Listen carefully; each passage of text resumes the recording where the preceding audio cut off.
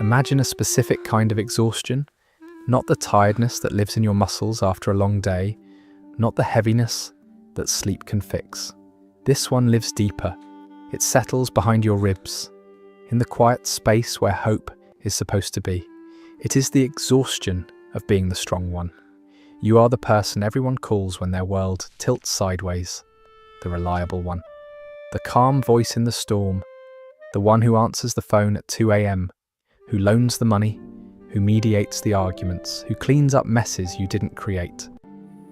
People look at you with relief and say, "I don't know what I would do without you." And for a moment, that feels like love. It feels like purpose. It feels like proof that you matter. But then the crisis ends.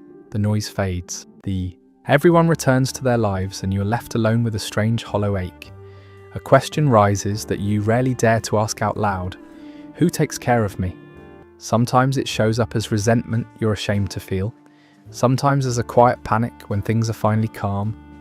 Because when no one needs saving, you don't quite recognize your own reflection. You don't know who you are without a problem to solve. If this sounds familiar, you might not just be kind. You might be caught in something more subtle and more dangerous. The caregiver trap. An addiction to being needed. A life organized around fixing others so you never have to face yourself. Today, we're going to look gently and honestly at how virtue can become a cage and how the role of the helper can slowly erase the person underneath.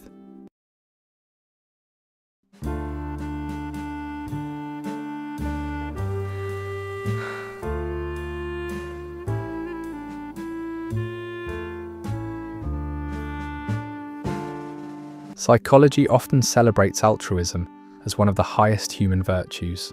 We are taught that to give is noble, that to sacrifice is admirable, that the good person is the one who puts others first.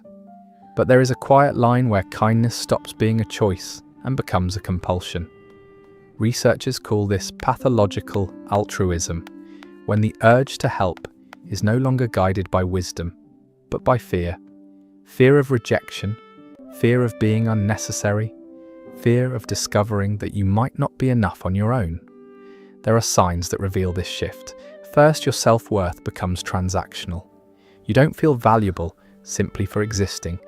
You feel valuable when you're useful. Love begins to feel like a paycheck you must earn, favor by favor. Second, you develop a double standard. You forgive almost anything in others. Lies, neglect, irresponsibility, because they're going through a hard time. Yet a small mistake from you feels unforgivable. Compassion flows outward, never inward. And third, there is what many describe as the void. Notice how you feel when the people around you are finally okay. When no one needs advice, money, or rescue, do you feel peaceful or strangely invisible? For someone addicted to being needed, calm can feel like abandonment. Neuroscience offers a clue. Each time you solve a crisis, your brain rewards you with dopamine, the same chemical released by gambling or social media likes. Over time, you learn to rely on other people's emergencies to regulate your own emotions. You don't love chaos, you love the feeling of resolving it. That is how kindness quietly turns into a dependency, and how the helper becomes the one in need of help. This addiction to being needed does not grow in a vacuum. In America, it is quietly fertilized by the culture itself. From childhood, we are taught a subtle equation. Your worth equals your usefulness. We celebrate the hustler who never rests, the mother who sacrifices everything, the nurse who works double shifts, the friend who always shows up. In churches, communities, and workplaces, the helper is praised as a hero. No one warns that heroes rarely sleep. For many eldest daughters especially, love felt like a job description. You became the second parent, the translator for immigrant families, the emotional glue holding everyone together. Compliments didn't sound like, "You are loved." They sounded like, "We couldn't survive without you." And so usefulness slowly replaced identity. In this culture, boundaries can look selfish. Rest can feel like failure. To say "I can't" can sound like betrayal. The message is everywhere. Good people carry more, endure more, give more. But beneath the applause, something fragile forms. a belief that being ordinary is unacceptable, that simply existing is not enough. Many caregivers are not chasing admiration, they are running from invisibility. Understanding this context matters, because what feels like a personal flaw is often a cultural script we never agreed to read aloud. No one is born believing they must earn love through service. That belief is taught, quietly, early, and usually without words. Psychologists call this parentification, the moment a child becomes the emotional caretaker of the adults around them. It can happen in obvious ways, a parent struggling with addiction, depression, or financial chaos. But it can also be subtle. A lonely mother who treats her child like a best friend, a father who unloads adult worries onto small shoulders, a family that needs the oldest to keep the peace. You learn to read a room the way other children learn to play. The sound of a door closing told you everything. A sigh, a tone of voice, the clink of a glass in the sink. You knew whether to be invisible or to step in and fix things. Your needs slowly became inconvenient. Your feelings felt too loud. So you grew careful, useful, quietly essential. Children in these homes absorb a brutal lesson. Love is not given, it is earned. There are different forms of this burden. Some children became emotional therapists, soothing their parents' fears. Others handled adult tasks, paying bills, caring for siblings, translating for immigrant families. And some simply became the peacemakers, swallowing their own anger to keep the household stable. Over time, this survival strategy hardened into identity. As an adult, you may find stable people strangely uninteresting, even boring. Calm relationships feel unfamiliar, almost unsafe. Instead, you're drawn to the broken birds, those whose chaos mirrors the world you first learned to navigate.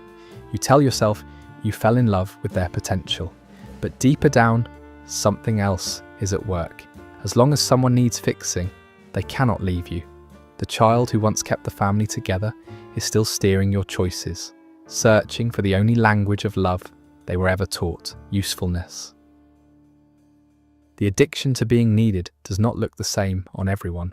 It wears different masks, shaped by personality and circumstance, yet beneath those masks, the same quiet hunger lives. The emotional paramedic is the first face. This person is drawn to emergencies the way others are drawn to safety. When a friend is spiraling at midnight, they arrive with advice, money, or a couch to sleep on. Calm makes them restless.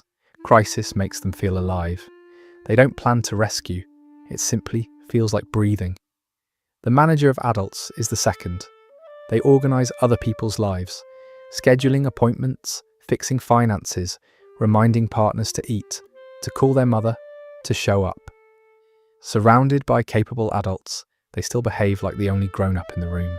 Responsibility clings to them like a second skin. The peacekeeper comes next. Conflict terrifies them. They soften voices, translate emotions, swallow their own anger so no one else has to feel uncomfortable. At family dinners and workplaces, they become human bridges, believing harmony is their personal assignment. And finally, the invisible martyr. This caregiver gives in silence, doing favours no one asked for, anticipating needs before they're spoken. They rarely complain, yet secretly keep a ledger of everything they've sacrificed, hoping one day someone will notice. Each face looks generous from the outside, but listen closely and you'll hear the same sentence beneath them all. If I stop doing, will I stop mattering? Recognizing your face in this mirror is not a condemnation. It is simply the first honest step toward understanding how helping became your identity. It is uncomfortable to admit, but there is often a quiet ego hiding inside the role of the helper. When you are the one who fixes, you hold a subtle kind of power. You become necessary, consulted, depended on, and necessity can feel safer than love, because love can leave, but dependence usually stays. Many caregivers tell themselves, I just want what's best for them. Yet beneath that sentence can live another, softer truth. I need them to need me.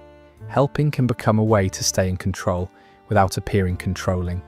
If you manage someone's emotions, finances, or decisions, the relationship remains unequal, and unequal relationships feel familiar. Equality, on the other hand, can feel frighteningly unpredictable.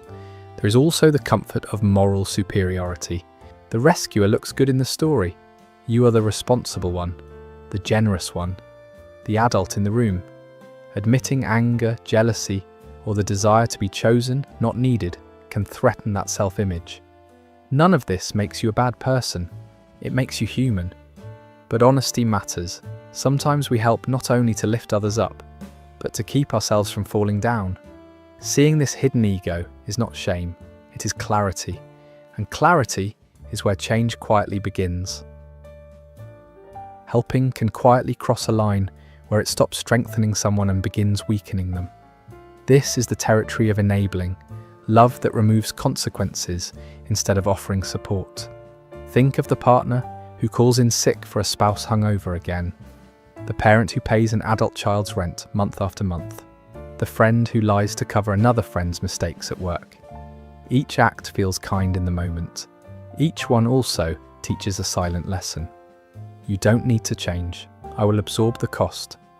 Psychology describes this pattern through the Karpman drama triangle, where three roles rotate endlessly: victim, rescuer, and persecutor.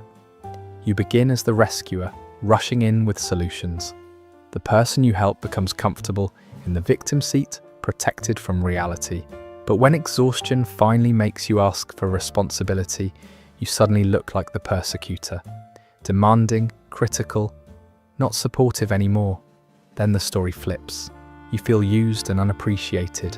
Now you are the victim crying, "After everything I've done for you." No one planned this. The triangle built itself, one well-intentioned favor at a time. The painful truth is this: by constantly saving someone, you may be stealing the very growth they need to survive without you. And you may be teaching them, unintentionally, that your needs will always come last. Love that disables is not love. It is fear wearing a gentle face. If rescuing others leaves you exhausted, why does stopping feel even worse? Attachment theory offers a quiet answer. Many caregivers carry an anxious attachment style, a nervous system that learned early that connection is fragile. Love had to be maintained through effort, vigilance, and usefulness. Detachment, therefore, does not feel like freedom. It feels like danger. This is why boundaries can trigger panic. When you say no, your body may react as if you've abandoned someone, or worse, as if you're about to be abandoned yourself. The fear is older than the present relationship. It belongs to the child who once believed closeness depended on performance. Trauma bonds deepen this pull. In chaotic relationships, affection arrives in unpredictable bursts. Kindness followed by neglect, gratitude followed by blame. That inconsistency creates powerful emotional hooks, much like intermittent rewards in gambling. You keep helping, hoping the next crisis will finally earn lasting love. And beneath it all lies a terrifying question. If I stop carrying everyone, what will I have to carry inside myself? Focusing on other people's problems becomes a brilliant distraction. As long as you're busy fixing, you don't have to face your own loneliness, grief, or unfinished dreams. The role of caregiver becomes armor against your own wounds. Letting go, then, is not laziness. It is exposure, standing without the shield that once kept you safe. Healing from the addiction to being needed does not mean becoming cold or selfish. It means learning a different language of love, one that supports without swallowing you whole. The first skill is boundaries as sentences, not long explanations, not apologies wrapped in guilt, simple, steady words. I care about you, but I can't do this for you. I trust you can handle it. I'll support you, not rescue you. These phrases may feel foreign at first. Your voice might shake. That is normal. Boundaries are muscles you have never been allowed to use. Next is the 24-hour delay rule. When someone asks for urgent help, pause before answering. Tell them, let me think about what I can realistically offer. Most crises shrink in size when you give them time. You learn that every emergency does not require your body as the solution. Then comes guilt exposure. Guilt will visit whenever you choose yourself. Instead of obeying it, practice sitting with it for 5 minutes. Notice how it rises and falls like weather. Feelings are not commands. A powerful exercise is the needs inventory. Write 3 lists. 1. What I give to others. 2. What I hope to receive. 3. What I actually receive. The gaps between those columns are not failures. They are maps showing where you have disappeared. Learn the art of detaching with love. You can care deeply without taking ownership of someone's choices. Support can sound like, "I'm here with you," instead of, "I'll fix this for you." When you step back, you give others the dignity of their own journey. And finally, practice reparenting yourself. Speak to that younger part of you who believed usefulness was the price of love. You are enough even when you're resting. You don't have to earn your seat at the table of life. Moving from caretaker to partner is not a single decision. It is a series of small brave moments where you choose connection without disappearing.